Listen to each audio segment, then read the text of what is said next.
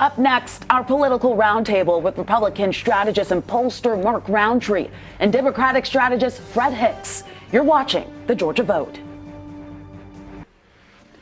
Time now for our political roundtable. Today we have Democratic strategist Fred Hicks and Republican strategist and pollster Mark Roundtree joining us. Thank you both so much. So, Fred, you actually were at the DNC on the ground in Chicago. I want to ask you and start the conversation off with this. Something that we saw this year that we don't usually see with the Democratic convention was this sort of patriot, the stars and stripes, the American flag, chants of USA, USA. It seemed like the Democrats were trying to reclaim the word patriot, reclaim the word freedom.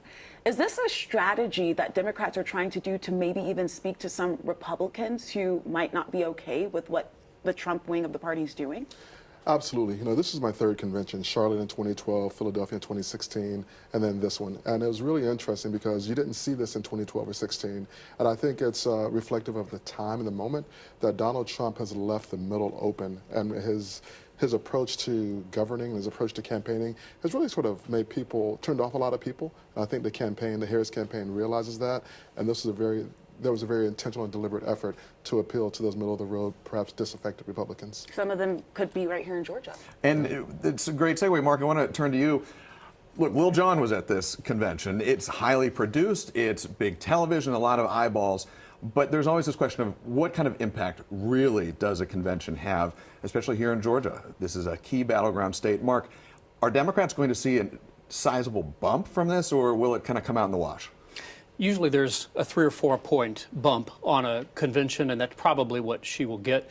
You know, the Democrats sort of began in the 1980s of doing these more negative versions of conventions, and this did come off differently. I like your point about the chanting of the USA. You have not seen that in Democratic conventions anywhere in this country for 20 years, and that was different. That was smart. Even as a Republican, that got your attention.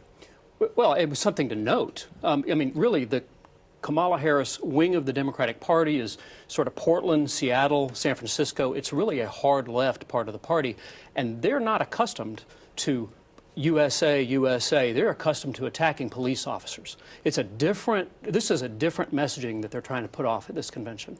Fred, I just saw you react there. React to that, Fred. We're not in favor of attacking police officers, and that's never happened. A lot of your party is. No, there are individuals who have been there, but they are not reflective of the party. And they're all Democrats. No more so than I would say all Republicans are trying to overthrow the government, like those on January 6th, Mark. So I think you put those two in the same pot, it's a misrepresentation. But I will say that what we're seeing right now is a attempt to reclaim patriotism, but also faith, and this whole idea of the middle ground. And so to Mark's point, something that I really hadn't seen before or in many years is this open embracing of this idea of faith and really having a diverse platform up there rather than left. I do agree. This version of the Democratic Party is hewing more to the middle than to the left. Guys, I want to ask you, go ahead. I did like from the nominee. I'm a Republican. Just to state that on the record, I don't think anybody debates that. But I did think it was interesting how she brought faith into it by talking about her mother looking down. There was a discussion, the implication of an acknowledgement of afterlife. And it was an interesting point for a Democratic National Convention. Guys, if we could hear, we saw some Republicans on that stage, a prominent Republican, Jeff Duncan, putting his message out to other Republicans. I want to talk about two here in Georgia. Governor Kemp and President Trump, they've had their history, and then it seemed like at least a bit of exchange, a bit of soothing over. Is this going to be important for these Republicans to stick together, Mark? Because it seems like the party is still a little divided.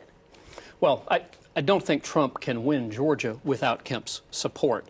And I think Kemp's political future is not over either. I think he has some choices to make about his future. So this may be a marriage of convenience. But I would compare it more to like putting together a professional baseball team. You're putting together a team of people who may not always like each other, but they have a job to do and they're going to do it professionally. Or if Jeff Duncan says some secretly might go blue. Well, on that note, we've got about 20 seconds left. Fred, I want to give you the last question here. What specific issues will we see the most attention on as these campaigns try to win swing voters in Georgia? What are the key issues? I think for Democrats, we're going to continue to laser focus on reproductive health, reproductive rights. And I think for Republicans, they're going to try to continue to focus on the immigration, the border, and maybe the economy. and we're going to see a lot of commercials between now and Election Day. A A lot. whole lot of commercials. We could Gentlemen, talk. thank you so much. We could talk a whole lot more, clearly, but we've Yeah. got to wrap. The good news, the Georgia vote continues. Stay with us. The voice of the voter is up next.